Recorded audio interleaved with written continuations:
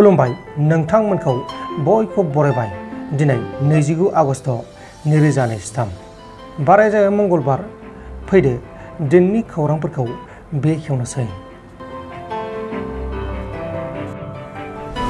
धुबुरी जिल्लानि सिङाव थानाय रानीगंज हालामाव सोरबा स्नेमनि दुथां सुबुंफोरा सासे बिसि आरो फिसायखौ गोदोनायाव हानानै बुथारना गालांदों। बुथारजानाय बिसि आरो फिसायनि मुङा जाबाय शाहजालाल शेख आरो नार्जिमा बेगम। नाथाय बिसोर सानैखौ सोर बुथारखो, मानि जाहोनाव बुथारखो बेखौ दासिमाव रोखा खालामथ'नाय जायाखै।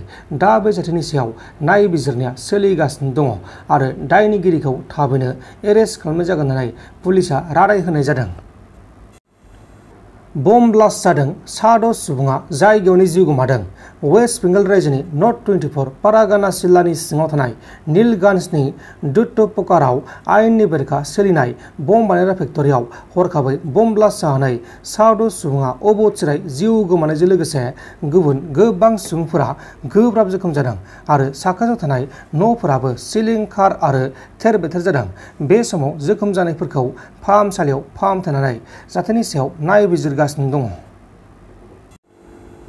मोनसे दुखुनांथाव जाथाय तेलेंगाना रायजोनि निर्मल जिल्लानि सिङाव थानाय तुलासीपीठनि गोथौ गामिनि सासे गोरबोआव गथ' गोनां आइजोखौ हस्पिटालाव लांनो थाखाय एम्बुलेन्स लेंहरनानै लामायाव एम्बुलेन्स गारिखौ नेबाय थानाय समावनो एम्बुलेन्स गारिनि थावआ लामा ससेयाव जोबना होनायाव आइजोआ लामा गेजेरावनो उदै सानाय जानानै लामायावनो गथ'खौ जोनोम होनांगौ जादों।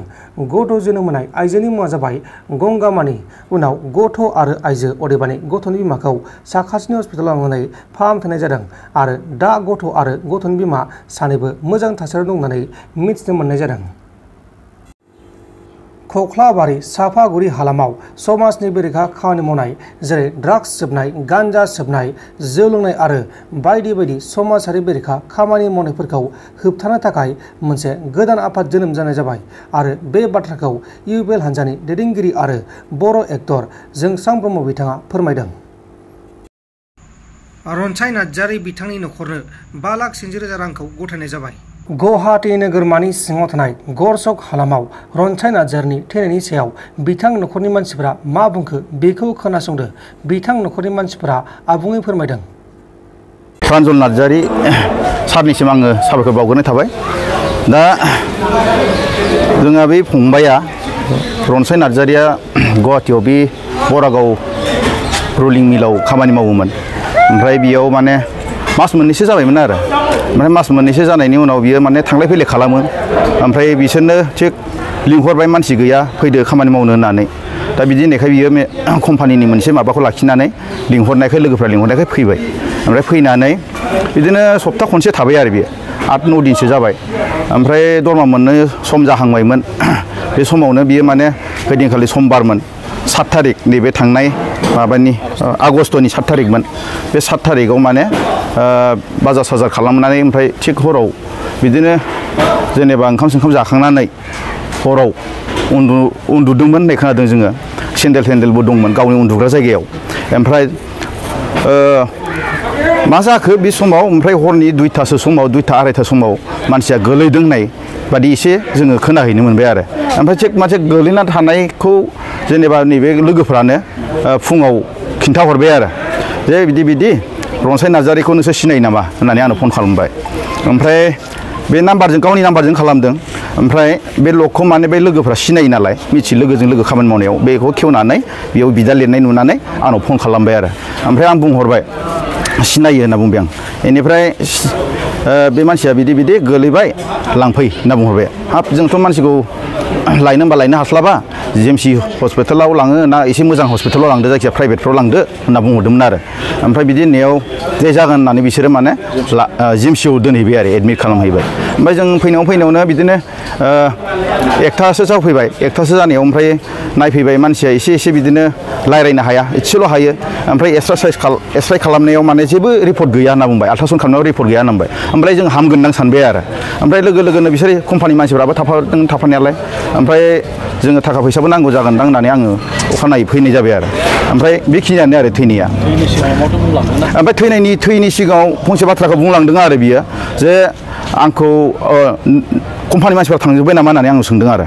ओमफ्राय थाङाखै होनना बुंबाय आङो थाङाखै होननायखाय आंखौ जेबो बुङासै बेनिफ्राय जितु आंजों फैफानाय बे सानैनि सिगाङाव बुंदों आरो आंखौ 3 मानसि नाख्लायदों होननानै बियो खिन्थाना लादों आरो ओमफ्राय आंनि सिगाङावथ' बे कम्पानि मानसिया थांबाय नामा होननाल' सोंबाय ओमफ्राय थाङाखै होननायखाय जेबो बुङासै आंनि सिगाङाव ओमफ्राय बेखिनिखौनो जोङो बिनिफ्राय रिपर्ट मोन्दों आरो आंनि बिनि खुगानिफ्राय खोनानाया आरो ओमफ्राय दा बिदिनो अखानायै बेलासियाव जोङो मोना मोना आंनो खबर हरबाय मानसिया थैबाय होननानै डेट जाबाय होननानै खबर हरबाय आरो बेयो थैनाया 9 थारिख जाथाय जानाया 8 थारिख 8 थारिखआव 7 थारिखनि हराव 8 थारिखआव आरो 9 थारिखआव थैबाय आरो बिदि जादों बिल्डिंनिफ्राय गावलाय बुंदों जेनेबा सिनाय मोनाखै जायखिजाया आं बेखौ नाख्लायनाय बायदि आं मोन्दों होनना बुंदों आरो बियो बिदि होनदों आरो माबा दंमोन नामा सुथुरफोर दं नामा सुथुरथ' बिदि जों बिनिफ्राय फारसेनिफ्राय जोंनो खिन्थायाखै जेबो सुथुर दं माबा दं होननानै खिन्थायाखै ओमफ्राय पार्सनेल माबाफोर दंमोन ना गैयामोन बेखौ जों मिथिया जायखिया थाबाय बायनोबो हागौ कम्पानियाव थानाय हिसाबै जेनेबा गोबावनिफ्राय खामानि मावनाय हिसाबै सोरबा सोरजोंबा पार्सनेल एसे माबा माबिबो थानोबो हागौ खिन्थु बेफोर खोथाफोरखौ जोंनो खिन्थायाखै आरो पार्सनेल दं माबा दं होननानै खिन्थायाखै आरो ओमफ्राय दा मानसियाथ' थैबाय थैनानै हरावनो आङो कम्पानियाव फन हरबाय फन हरनाय लोगो लोगो बिदि मानसियाथ' थैबाय दा मानसिखौथ' बरननांगोन डेड बडिखौ दा पुलिस रिपर्ट नांगौनो आंनाव फन हरगासिनो दङ होनना बुंबाय ओमफ्राय बिदि होननायाव आङो बिसोर एड्रेसखौ सोंहरबाय आरो बबे जायगायाव खामानि मावदोंमोन होननानै ओमफ्राय आं खिन्थाहरजोब्बाय एड्रेसखौ बरागाव रलिं मिल LP स्कुल गोलैयो एरिया ओमफ्राय कम्पानि नामा पशुपति होननानै आं खिन्थाहरबाय ओमफ्राय जोंहा नैबे बेखौ बिनानाव जायो आं थैनायखौ बिनि बिदानि सिगाङाव खिन्थाहरबाय ओमफ्राय बिसोर माने बे माबाखौ रिपर्टखौ लानानै IC सारजों नैबे बरागावनि IC सारजों मोनसे ओरैनो एजाहार बायदि फिसा जेनेबा माबानो थाखाय जुदि सिद्धान्त जायाबा रेजिस्टार खालामगोन होननानै माबाना दोनथ'नाय जादोंमोन आरो ओमफ्राय बिदिनो फैयै माबा मोनसे सुबिदा मोनदों नामा जेनेबा दाथ' आं फैनायाथ' फार्स्ट खालि जोङो बे जाय न'खरनि जाथाय जानाय बेखौ आं लाना फैदों लोगोसे जोंनि क'क्राझार आन्सलिक बर' फरायसा आफादनिफ्रायबो फैफाबाय बेनिफ्राय लोगोसे जोङो बेयाव जोंनि ओनसोलनि समाज सिबियारि जा अनसुला गोरा बसुमतारी बिथाङाबो फैफादोंमोन ओमफ्राय बेयाव माने जोङो माखासे रायज्लायबाय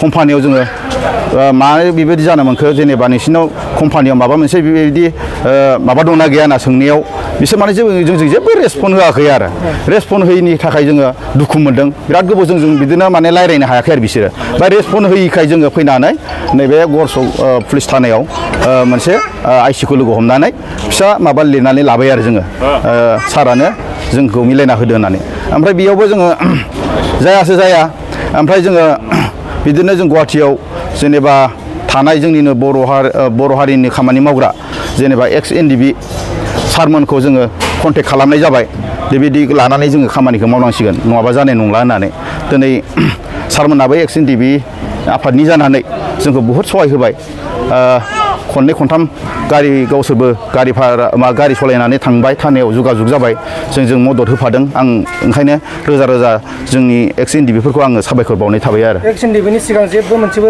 सलुसन जायाखैमोन नामा सलुसनाथ' थाखा फैसानि जेबो सलुसन जायाखैमोन बे थाखा फैसाखौ सलुसन खालामखालि एक्स NDBया थांबाय एक्स NDBयानो मोजाङै बुंना होबाय माखासे गथ'नि समस्याखौ लानानै दिनै गथ'आ बोसोरसेल' जादों थैखालिथ' बोसोरसे जाबावाखैमोन 11 मास बेसेबांबा जाहैबायमोन आरो जाहांमोन बोसोरसे जानो दा बेयाव बेफोरनि समस्याखौ लानानै आरो बे जेनेबा नाबायल' देर बोसोरल' हाबा जानाय बेफोर समस्याखौ लानानै जोंनि एक्स NDBया बहुद माबा खालामबाय मदद होफाबाय आरो लोगोसे जोंनि क'क्राझार बर' फरायसा आफादनिफ्रायबो मदद होफादों गोबां बायदिनिफ्रायनो फैफाबाय थादों दिनैसिम फैफादों जयैनो जोङो बे सिद्धान्तखौ लानानै दिनै फाइनाल खालामनाय जाबाय आरो थांलाय फैलाय खालामनो आरोना खनबेसे जादों थांलाय फैलायाथ' ओरैनो गासै टटेल हिसाबखौ लायोबा जोङो 7 बारसो जाबाय बै थैजेननायनिफ्राय ओमफ्राय जायबा थैदों बिथांमोननि गामिनि मुं खोन्थानो हागोन नामा थैनायनि गामिनियाथ' आंनो जायो ओमफ्राय गामिनिफ्रायथ' आं बिदाबो जायो असे नङा आरो जेनेबा आंखौ माने बिदा असे बादिखौनो खालामना लायो बियो ओमफ्राय फारसेथिं नैबे जिथु थैजानायनि बिसि बेबो आंखौ बिदा लिङो आरो फार्स्ट हाबा जायैनि सिगांनिफ्रायनो बिदा लिंखायो दा ओंखायनो आङो माने प्लास जानानै माने खामानिखौ अननानै आङो बिसिम मावना होदों खस्थ' खालामना होदों आरो आङो गामिया हग्राजुलि ओमफ्राय बोरि गामि गामिया बोरि गामि ओमफ्राय बे थैनाय सुबुङा बेसेसो बैसो जागौमोन? बेयो 28 बोसोर जाबायमोन। 28 बोसोरल'। ओमफ्राय मा मोनसे बुंनो लागा दंबावो नामा जेनेबा अनसुंथाइखौ मोनबाय ना नोंथांमोना? अनसुंथाइखौथ' जोङो मोनबाय, मिलायना होनायनि गेजेरजों सारमोना मिलायना होनायनि गेजेरजों अनसुंथाइखौ मोनबाय आरो माबा मोनसे जेनेबा जोङो बैसिबां सानदोंबाबो बै साननायसिबां जायासै।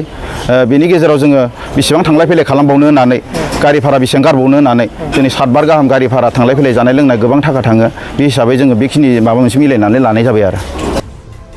नोंथांमोन दिनैनि खौरांफोरा बेखिनिल'मोन। बेखिनिसिम नायनायनि थाखाय नोंथांमोननिसिम रोजा रोजा साबायखर। गोजोन्थों। एसेनोसै। जय बर' हारिनि।